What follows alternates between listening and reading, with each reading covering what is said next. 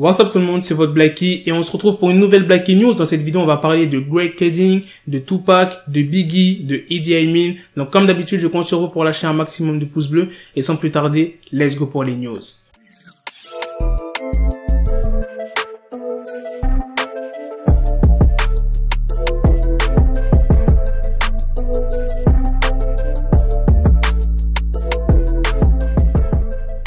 On va commencer par Greg Kading. Pour ceux qui ne connaissent pas, c'est un détective qui a taffé pendant longtemps sur l'affaire du meurtre de Tupac et Biggie. Et il a aussi fait un livre qui s'appelle Murder Rap, The Untold Story of the Biggie Small and Tupac Shakur Murder Investigation. Et c'est lui le réalisateur de la série Netflix que pas mal d'entre vous, je pense, ont vu Unsolved. Dans un entretien publié sur leur site internet, il dit « Orlando Anderson et ses associés des Southside Crips ont tué Tupac. Suge Knight a riposté en engageant un membre du gang Blood appelé Wardell Fowles pour tirer et tuer Biggie. P. Diddy était quelque part associé aux gars qui ont tué Tupac et il avait peur de Suge Knight parce que Suge le recherchait. » Pour ceux qui n'ont pas regardé la série Netflix, ça fait longtemps que ce détective travaille sur cette affaire de 2006 jusqu'à 2010 et jusqu'à maintenant, là il est à la retraite, mais il continue encore à rechercher des éléments sur cette enquête. Il dit « Il faut beaucoup de travail pour passer au crible toutes les différentes informations. Mais une fois que vous l'avez fait, vous découvrirez que ce qui s'est passé est assez évident. » Malheureusement, cette fameuse personne, Orlando Anderson, est décédée. On ne pourra pas vraiment savoir si c'est lui le coupable parce qu'il ne pourra pas témoigner vu qu'il est mort. Greg Kading, il dit « J'ai la certitude et beaucoup d'autres aussi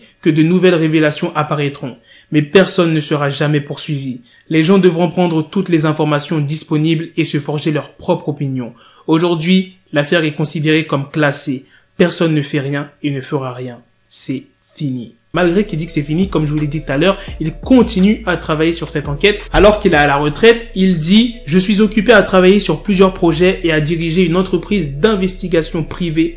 J'ai l'intention de faire prochainement un podcast sur les meurtres de Pac et Biggie et cela aura une tournure très intéressante. » Ok, c'est bien que tu veux savoir qui sont les meurtriers, mais ça commence à devenir malsain. Le gars, il a fait une série Netflix sur Tupac et Biggie. Il a fait un livre sur Tupac et Biggie. Et maintenant, il va faire un podcast sur Tupac et Biggie. Bon, après, si c'est pas pour se faire de l'argent sur le dos de Tupac et Biggie, ok, tu vois. Parce qu'en vrai, si tu veux vraiment enquêter, t'as pas besoin de faire de documentaires, de séries, de livres, et tu peux enquêter sans faire tout ça. Bref, maintenant, je vais vous parler d'Idi Amin. Hier, je vous ai sorti une vidéo sur Suge Knight JR qui disait que Tupac était toujours en vie, et j'avais parlé un peu en détail d'Idi Amin et du groupe Outlast par rapport à Tupac, parce qu'ils avaient fumé les cendres de Tupac. C'est Idi Amin qui avait dit ça en interview, et là, je vais vous dire vraiment précisément ce qu'il a dit. Fumer les cendres de Tupac était une conversation que nous avions avant de faire cette chanson, et la chanson qui parle s'appelle Black Jesus. La chanson n'était qu'une chanson, et il avait cette réplique dedans, parce que c'est ce dont il avait choisi de parler dans la chanson, mais ce n'était pas comme genre nous n'avions pas eu cette conversation et maintenant nous allons faire une chanson à ce sujet. La conversation était une vraie conversation.